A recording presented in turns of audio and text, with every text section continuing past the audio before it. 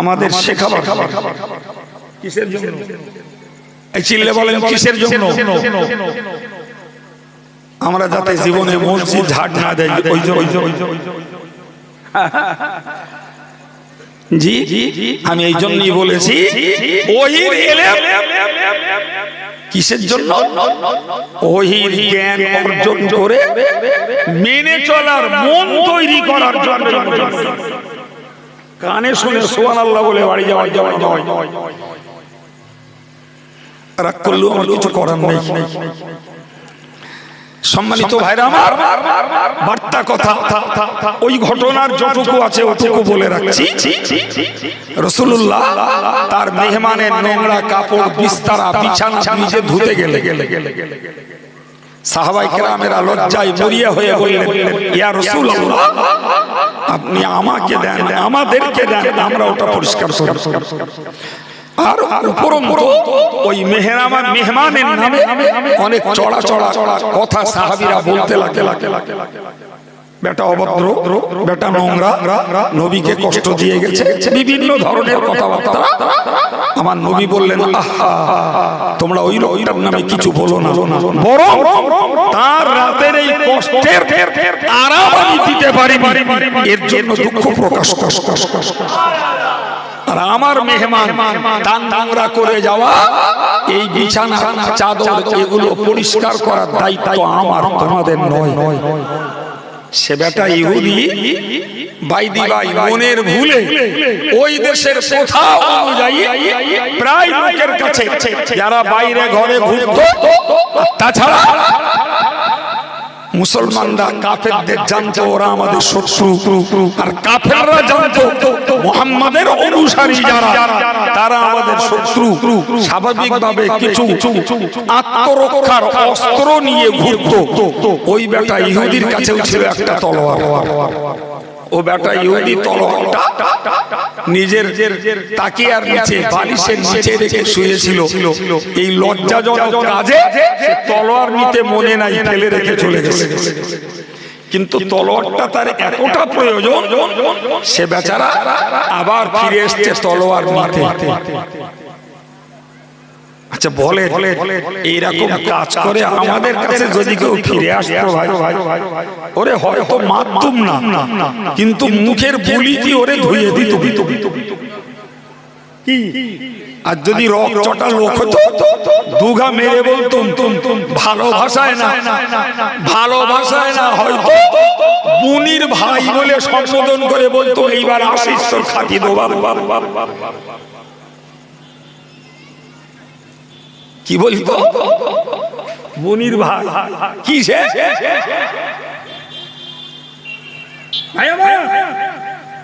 বড় ভাই, প্রিয় ভাই আমার। ওই লোকটা এসে দেখছে যে তার নোংরা করা আসবাবপত্র গুলো মুহাম্মদ নিজে হাতে পরিষ্কার পরিচ্ছন্ন করছে।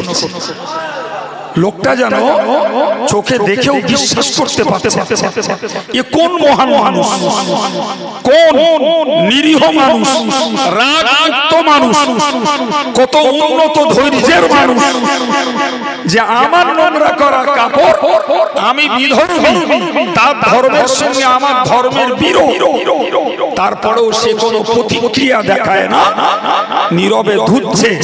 আর সাহাবায়ে কেরামদেরকে ওজন শান্ত হতে বলছে। লোকটি ওই অবস্থার ভিতর দিয়ে চাইল, হে মুহাম্মদ আমি আমার তলোয়ারটা ফেলে গেছিলাম, যদি আমার তলোয়ারটা দেন তা আমি খুশি হব। নবী সাল্লাল্লাহু আলাইহি ওয়াসাল্লাম তার ফেলে রেখে যাওয়া তলোয়ারটা তার হাতে তুলে দিলেন আর বললেন, ভাই রাতের বেলা আপনার দেখাশোনা সেবা যত্ন নিতে পারিনি, আপনি আমাকে মাফ করবেন।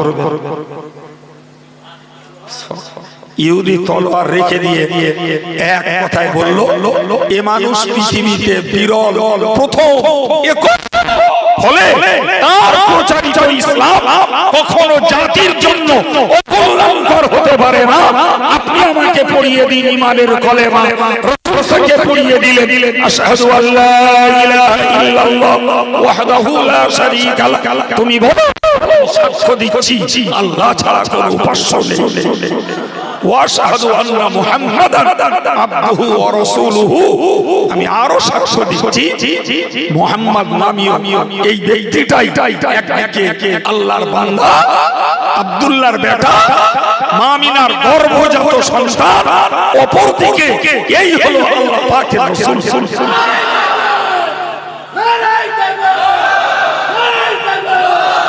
সম্মানিত ভাইরা আমার, এটাই তো মেহমানদারি পুরস্কার নবী হাতে নাতে।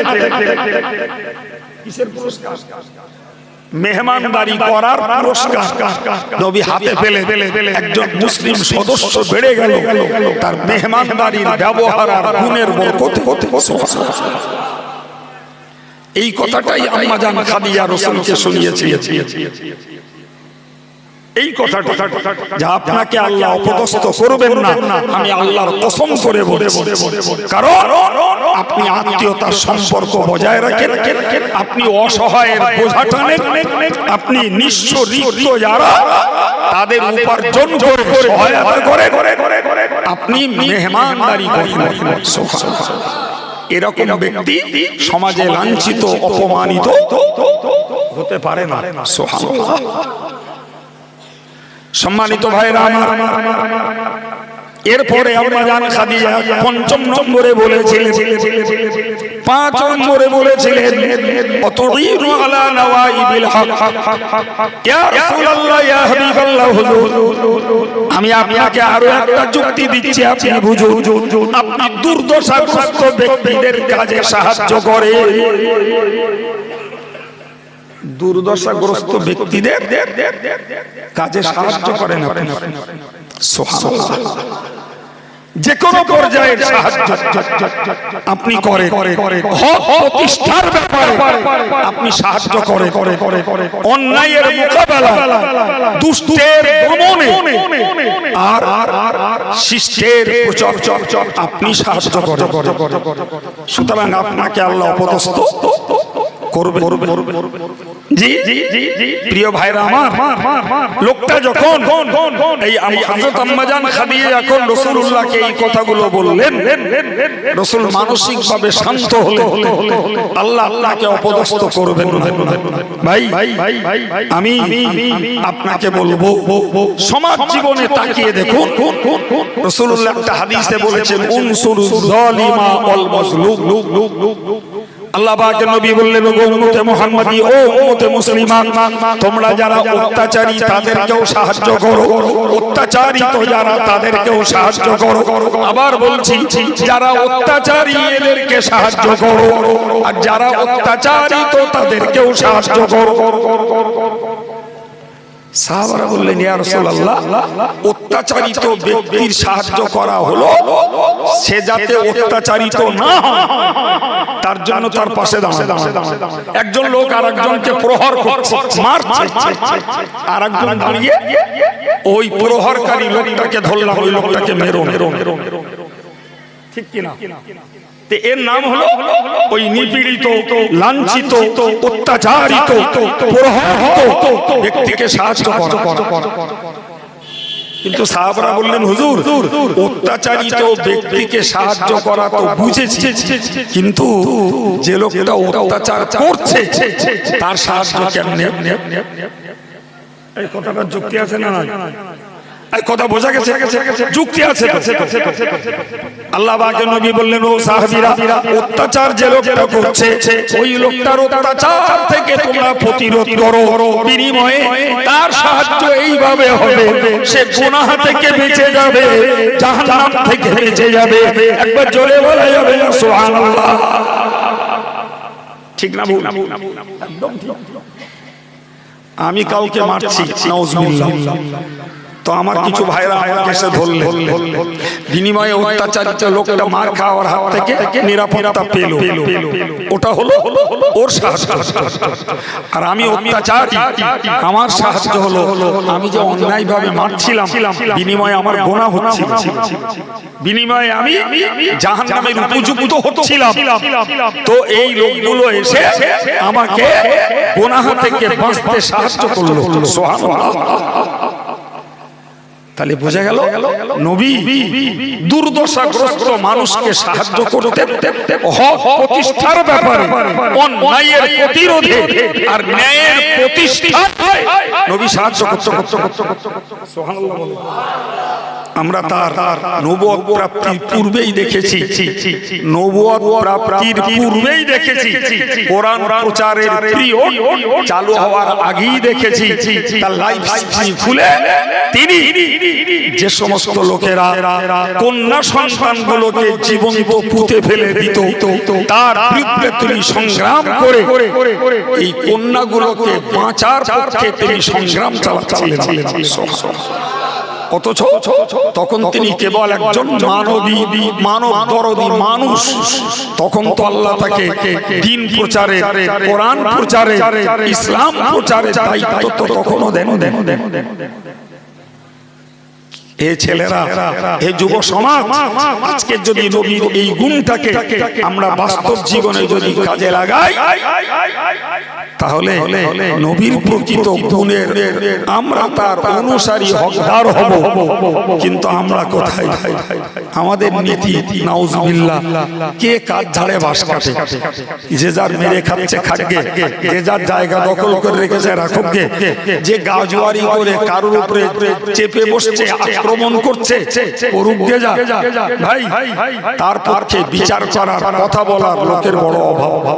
যেই কথা বলতে যাবে সেই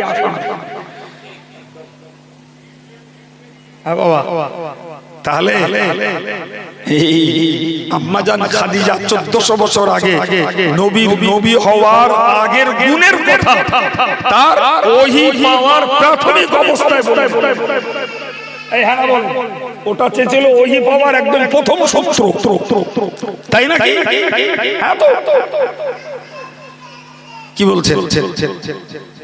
হেরা পাহাড়ের গুহায় যখন তার কাছে কোরআন নাজিল হলো, তখন তো তিনি ছুটে এসে বললেন, আমাকে কম্বল চাপা দাও। এই মনে আছে তো? এর পূর্বে তো এই ঘটনা ঘটেনি, এই তো প্রথম। আর সেই প্রথমবারের অবস্থাতেই হযরত আম্মা জান খাদিজা কুবরা রাদিয়াল্লাহু আনহা নবী পাককে 5টা কথা বললেন। 5টা কথা একবার গুনে নেন। আপনি আত্মীয়তার সম্পর্ক বজায় রাখেন, আপনি অসহায়ের বোঝা বহন করেন, আপনি নিঃস্ব রিক্ত মানুষ যারা তাদের কামাই করে দেন, যারা মেহমান আপনি তাদের মেহমানদারি করেন, যারা দুর্দশাগ্রস্ত আপনি তাদের সাহায্য করে হককে প্রতিষ্ঠা করার সহযোগিতা করেন। এই গুণগুলোর বিনিময়ে আমার আত্মবিশ্বাস আল্লাহ আপনাকে অপদস্থ। সুবহানাল্লাহ বলেন না বাবা? এই গুণগুলো আমাদের মধ্যে আসার দরকার আছে না নাই?